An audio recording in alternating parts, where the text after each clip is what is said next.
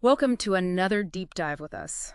This time, we're going deep, deep down into the world of the dark web. We're talking Silk Road, Yeah. that infamous online marketplace, right? Right.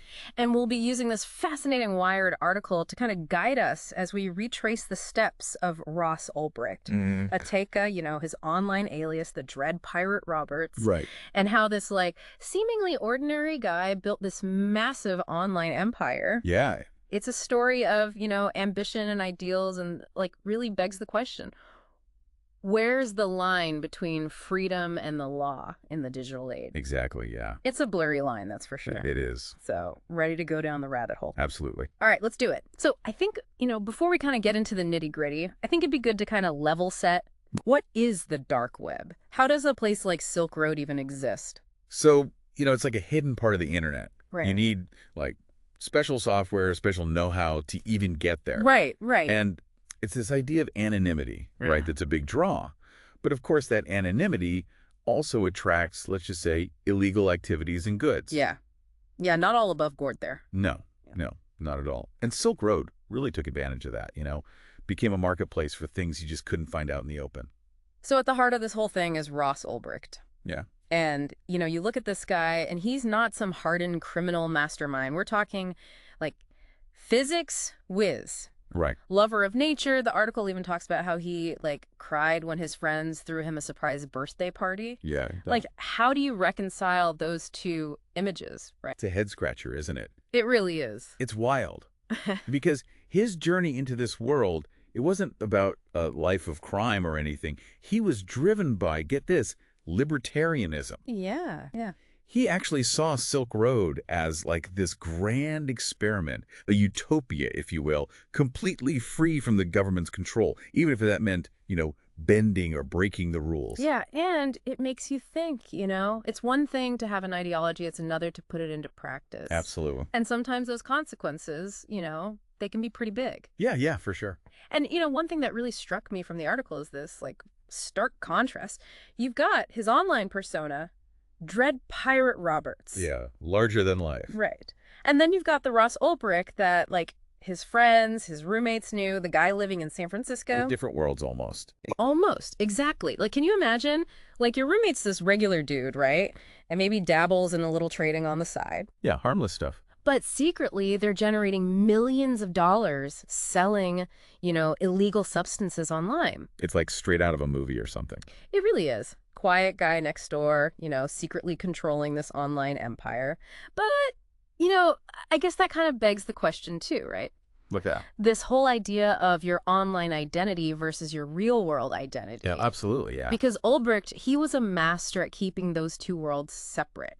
But as his story shows, that kind of secrecy, it's not sustainable in the long run. Right, the lines get blurry. Exactly, they do. And the consequences, well, they can be huge. So while Ulbricht's building his, online empire, there's this team, right, on the other side of the world. Yeah. Working tirelessly to take it all down. Right.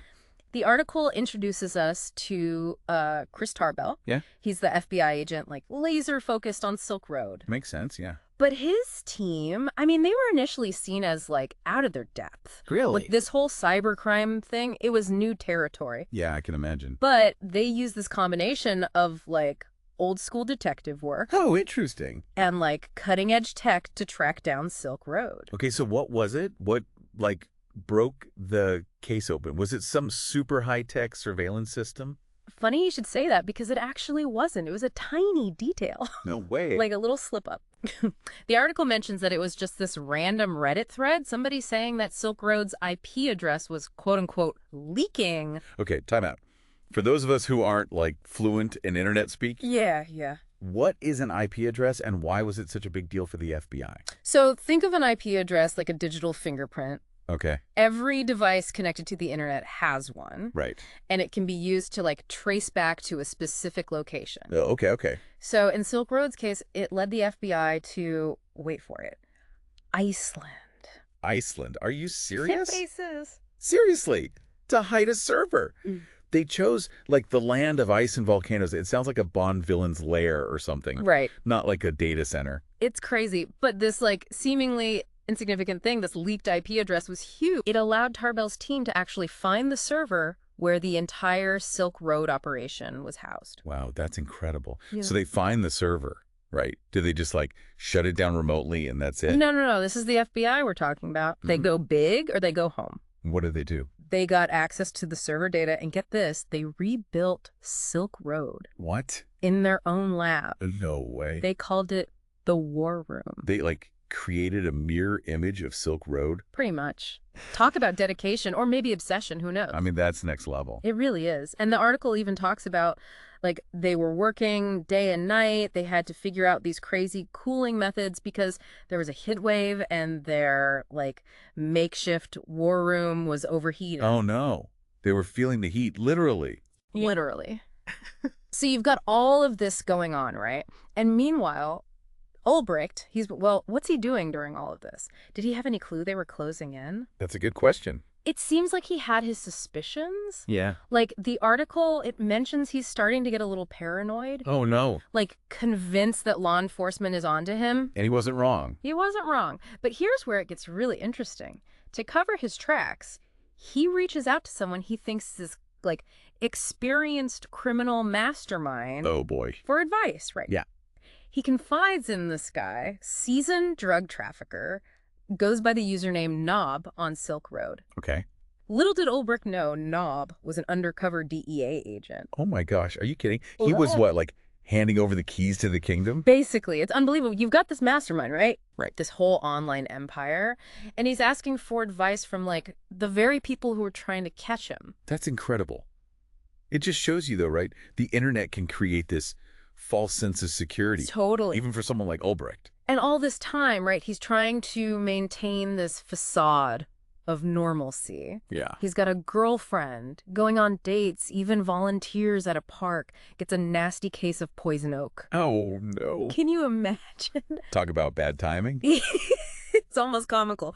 But yeah, the FBI, they're closing in. The stage is set for, well, a showdown, I guess you could say. So the FBI, they're like closing in, right? Yeah. Watching his every move, just waiting for him to, I don't know, make a mistake. Right, right. And they finally catch a break. They track him to this cafe, but he doesn't stay put for long. He ends up at the Glen Park Branch Library, of all places. A library. In San Francisco. Laptop's open. He's like trying to blend in. You'd think, like, a digital mastermind would have a more, I don't know, high-tech hideout. Right, like a library. Yeah. But I guess even, cyber criminals need a change of scenery sometimes. I guess so, yeah. But this choice, like, as normal as it seems, Yeah. it was his downfall. Really? The second he logged onto Silk Road, Oh, no. the FBI, they swooped in. Wow. They'd been watching him, and that was it. Game over. Arrested in a library. Yeah. Talk about an anticlimactic end. Right.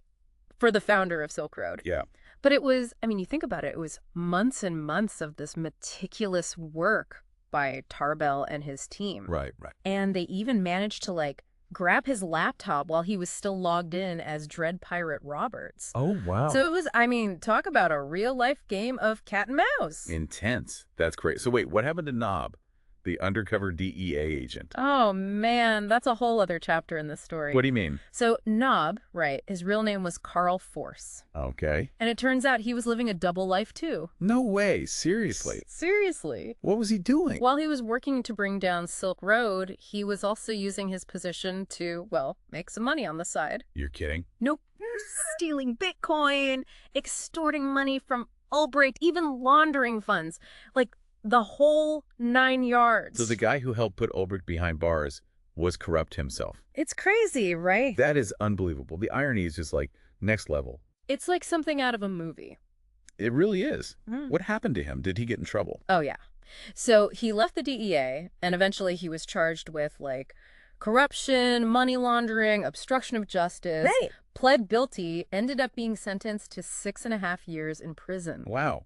So both, like, the criminal mastermind and the agent who helped catch him both ended up behind bars. It's a wild story. It's insane. Yeah. What about Ulbricht's trial? What was the verdict? So his lawyers, they tried to argue that Dread Pirate Roberts, it was more like an idea, not one single person, but there was just too much evidence. Yeah. Ulbricht was found guilty on all charges. Wow. What was the sentence? Like, what do you even get for a crime that basically happened online? Life in prison, without the possibility of parole. Life. That seems, I don't know. It seems harsh. I know. It's a lot to process, right? It is. But the judge, I think, made a point of saying that, Ulbricht's actions, they had very real consequences in the real world. That's true. And Silk Road, with all this talk about freedom and, libertarian ideals, it was still a place where drugs were being sold. Right. And that led to addiction, even death in some cases. Absolutely. It's a tragedy, the whole thing. It is. And, on top of all of that, there were these attempts by Ulbricht to hire hitmen to silence people he thought had wronged him. Oh, wow. I didn't know about that. Yeah.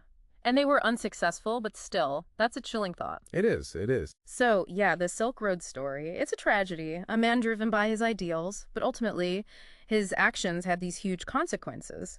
And then, of course, you have the corrupt agent, who is supposed to be upholding the law. It really makes you think about the internet and this anonymity that it provides, but also the very real consequences of what we do online. It does. It makes you think. It really does. What's like the biggest takeaway for you from all of this?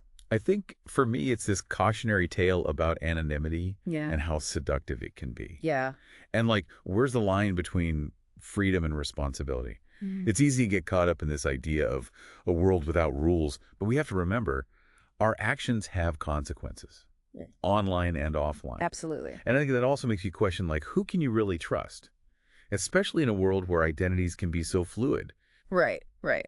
And as technology keeps evolving these questions, I think they're only going to become more and more important. Absolutely. More relevant, for sure. Well, this has been a deep dive, that's for sure. Yeah, no kidding. We've gone deep into the rise and fall of Silk Road, a story of ambition, ideology, the dark side of the internet. It's got it all.